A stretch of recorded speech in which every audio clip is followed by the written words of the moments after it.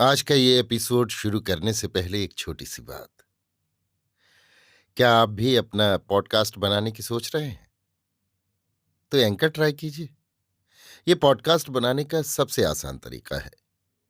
Number एक, ये free है। नंबर दो, इसमें कई सारे ऐसे टूल्स हैं जो आपको अपने फोन और कंप्यूटर पर रिकॉर्ड और एडिट करने की फैसिलिटी देते हैं। नंबर तीन, आप अपने पॉडकास्ट को डिस्ट्रीब्यूट भी कर सकते हैं, जिससे इसे स्पॉटिफाई और दूसरे प्लेटफॉर्म पर सुना जा सके। तो डाउनलोड कीजिए फ्री एंकर ऐप या विजिट कीजिए anchor.fm पर अपना पॉडकास्ट स्टार्ट करने के लिए। ये तो थी एक छोटी सी जानकारी, और अब शुरू करते हैं एपिसोड का सिलसिला।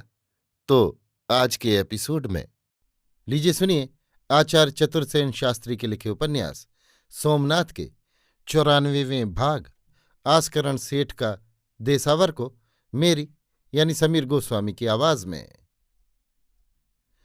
आस्करण सेठ खंभात के नगर सेठ थे। उनका कारोबार, प्रतिष्ठा और धन वैभव बहुत चढ़ा बढ़ा था। देश देशांतरों में उनके नाम की हुंडी चलती थी। आयु पूरी होने पर 80 वर्ष की आयु में उनकी मृत्यु हुई। परिवार में उनके छोटे भाई मदन जी मेहता और पुत्र पौत्र परिजन सब मिलकर 50वें व्यक्ति थे। मदन जी मेहता ने बड़े भाई की मृत्यु पर देसावर करने का मनोरथ किया था। अंजार, मांडवी, मुद्रा, लखपत, बेराजा, सुथरी, तेरा, रोहा, पतरी आदि 12 गांवों के महाजन खंभात में एकत्रित हुए थे।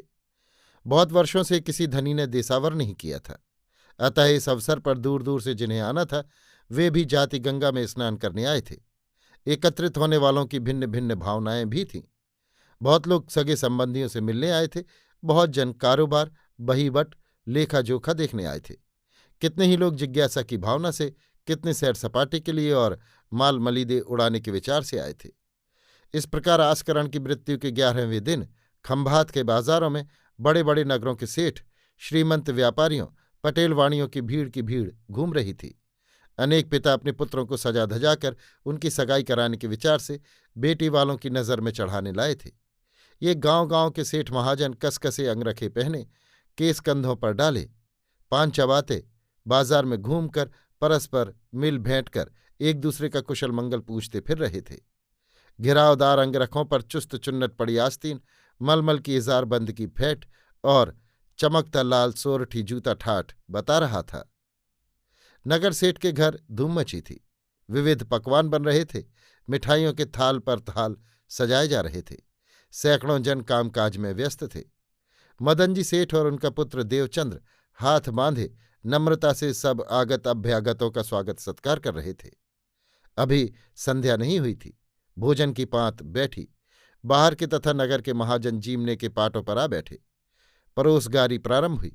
किसी का हाथ लड्डू पर गया, किसी का पूरी पर, परंतु मुंह तक किसी का हाथ नहीं पहुंच पाया।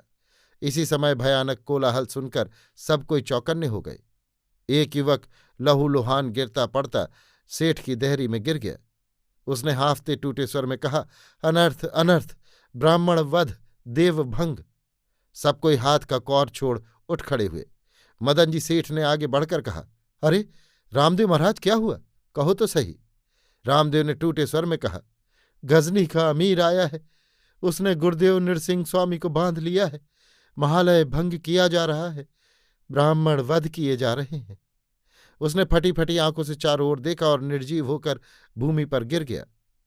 हरे राम, हे गोविंद, शिव शिव, ब्राह्मण हत्या कहकर सब महाजन विमूढ़ हो एक दूसरे को देखने लगे। सभी पतले छोड़ उठ खड़े हुए। मदन जी सेठ और देवचंद्र जैसे थे वैसे ही नंगे पैर मंदिर की ओर दौड़ चले। महाजनों ने बाहर आकर देखा, सैकड़ों ब्राह्मण भागते चिल्लाते दौड़े चले आ रहे हैं। उनमें से बहुतों के वस्त्र लहू में तर हैं।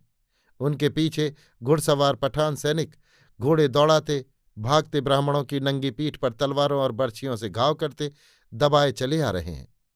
सबके आगे कीमती घोड़े पर सवार फतेह मोहम्मद हाथ में रक्त भरी नंगी तलवार हवा में उछालता आ रहा है। देखते ही देखते इन बर्बर सैनिकों ने महाजनों को घेर लिया। सैकड़ों लपलपाती खूनी तलवारें हवा में ऊंची हुई। तिल्लक हज्जाम भी रक्त वस्त्र पहने फतेह मोहम्मद के साथ एक अच्छे घोड़े पर सवार था। उससे फतेह मोहम्मद ने कहा, ये सब अमीरजादे सेठियां हैं, सब लखपति करोड़पति हैं। इन्हें मारने की अपेक्षा कैद करना अच्छा है। इनके छुटकारे की भारी रकम अमीर को मिलेगी। इतना कहकर उसने सवारों को रक्तपात करने से रोक दिया और सबको बंदी करने की आज्ञा दे दी। देखते ही देखते देश देश के सब सुकुमार श्रीमंत सेठ बंदी हो गए। भागते हुए ब्राह्मण भी घेर लिए गए। इसी समय देवचंद्र वहां आ गया। उधर बलूची सवारों ने सेठ के घर को राई रत्ती लूट लिया और सबको बांध कर ले गए।